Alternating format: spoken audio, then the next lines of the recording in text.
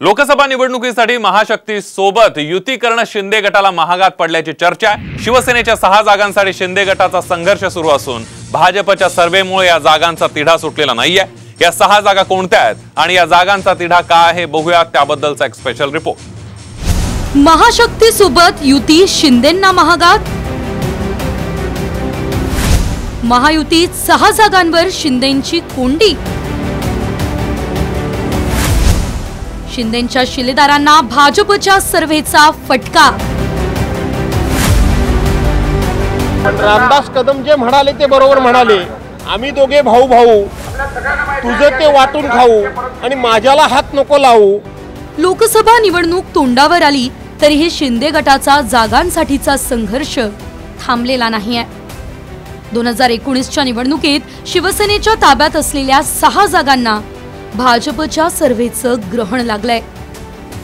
दक्षिण मुंबईमध्ये ठाकरे गटानं अरविंद सावंत यांना उमेदवारी दिली आहे, मात्र महायुतीला अरविंद सावंत यांच्या विरोधात अजूनही सक्षम उमेदवार मिळालेला नाहीये। ठाण्यात राजन विचारे यांच्या विरोधात शिंदे गटाकडून प्रताप सरनाईक यांना संधी दिली जाण्याची चर्चा आहे, तर पालघरमध्ये ठाकरेंनी भारती कांबडी यांना उमेदवारी दिलेली आहे। मात्र पालघरमध्ये भाजप आपला उमेदवार देण्यासाठी आग्रही आहे।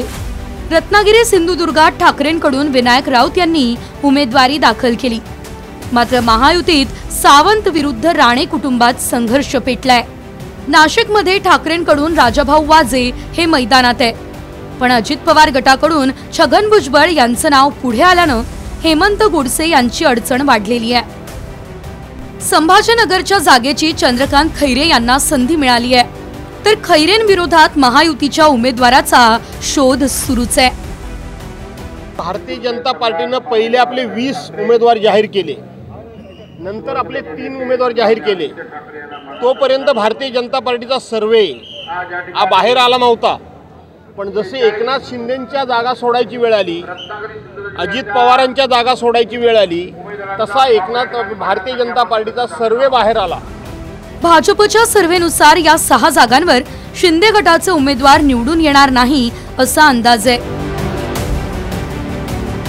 दरम्यान सर्वेच्या आडून भाजपनं एकनाथ शिंदे आणि अजित पवार यांचा विश्वासघात केलाय, ही टीका भास्कर जाधव यांनी केली आहे।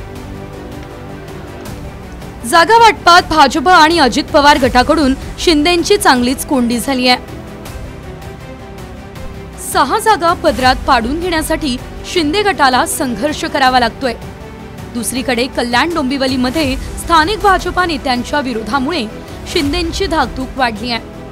म्हणूनच श्रीकांत शिंदे यांना कल्याणऐवजी ठाण्यातून उमेदवारी देण्याची शक्यता वर्तवली जाते। एकूणच लोकसभा निवडणुकीत शिंदे गटाला महाशक्ती सोबत युती करणं थोडंसं महागात पडल्याचं दिसतंय। ब्युरो रिपोर्ट, साम टीव्ही न्यूज, ठाणे।